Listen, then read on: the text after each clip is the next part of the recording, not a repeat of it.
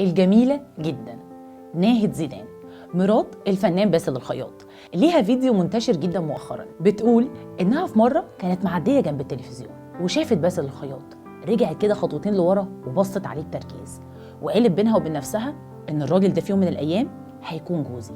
تخيل بقى ان انت تحط لنفسك سقف طموح بالطريقة دي وتحس انه انا ممكن اوصل له بسهولة، وفعلا دورت على رقمه وجابته وحاولت انها تتواصل معاه فتره طويله، وبعد الفتره دي اتقابلوا. ولما اتقابلوا باسل الخياط شخصيا بص لها وقال لها انتي الست اللي هتكون مراتي. تبدو ليك حكايه افلاطونيه جدا وممكن تكون مش واقعيه، بس الواقع بقى بيبتدي من قد ايه انت واثق في امكانياتك وقد ايه حاسس ان مفيش حاجه بعيده عن ربنا، وان كل الحاجات لو ابتدت من ثقه داخليه جواك كده ان انت تستاهل حاجات كبيره وتستاهل اللي بتتمناه انه يتحقق، بنسبه كبيره جدا الحاجات دي بتقرب.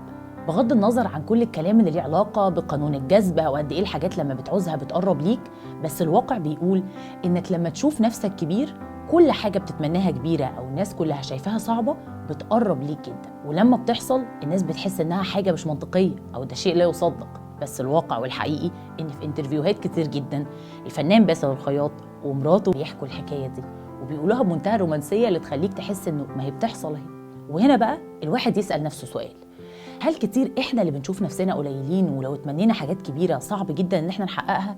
يعني بالبلدي كده هل المشكله بتكون فينا احنا ورؤيتنا لنفسنا، ولا كتر سماع القصص دي وكتر ما بتحس ان الحاجات بتحصل يخلي كده عندك عدوى انت كمان وتحس ان كل حاجه صعبه ممكن جدا تحصل وممكن جدا تتحقق؟ هي بس محتاجه انك انت شخصيا تكون مؤمن انك قد اللي انت بتتمناه وتستاهله وتستاهل اكتر منه كمان.